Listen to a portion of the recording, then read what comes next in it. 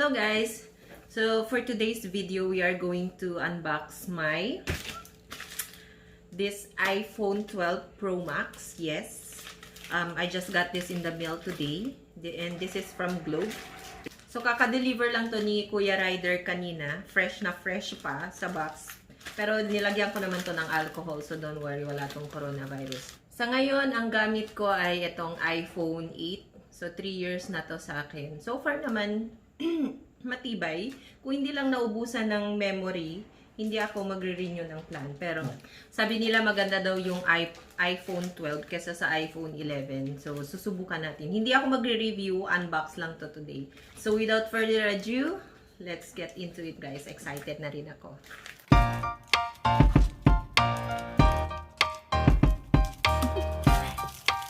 Do you want to know?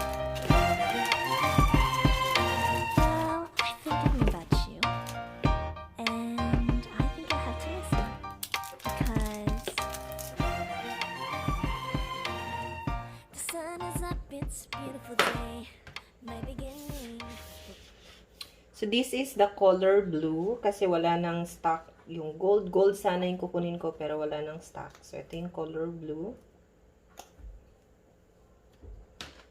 Okay. Ito yung charger. So, wala nang cable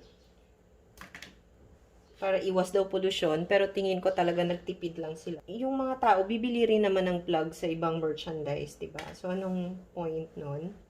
But anyway, yun lang yung kasama. Yung cord. And here. Ayan. And, yeah. Basically, that's it. So, yung phone and cable. And this one. That's it. Yan. Mas manipis ang iPhone 8 and rounder. Ito mas flat.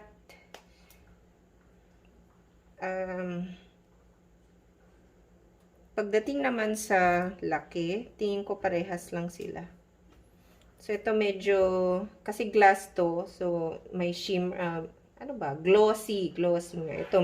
Ito matte finish. Okay, subukan naman natin paandarin.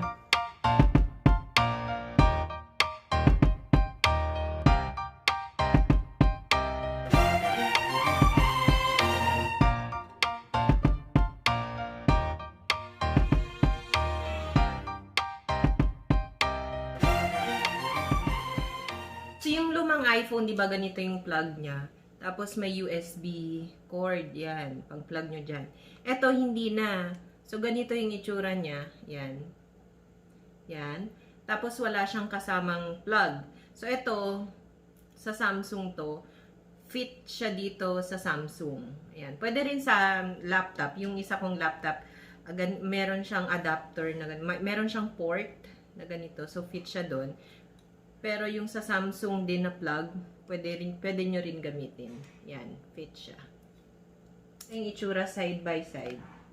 Yan, ganyan siya. So, halos parehas lang. Kaya lang, yung screen, mas wider yung screen ng iPhone 12 Pro Max kesa dun sa iPhone 8. Kasi meron pang ganito. Meron pa siyang ganyan. Hindi full screen. Yun. Hindi full screen. Meron pa siyang home button na physical. Ito wala na. Puro na lang swipe. Tapos mas mabigat to. Ito mas magaan ng konti. Think ko weight-wise, mas gusto ko to. Kasi parang ang bigat. Ang bigat nito. Pero siguro dahil sanayan lang.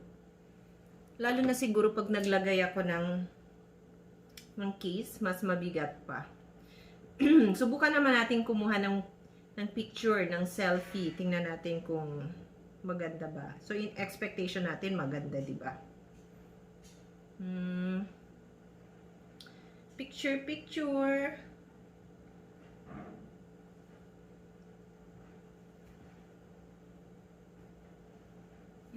So, ayan yung selfie ng front face camera. Ngayon naman, susubukan ko yung back camera.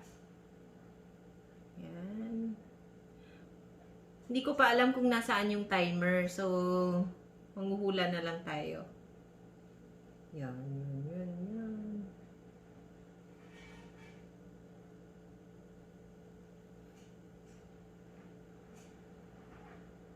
Yan naman yung back.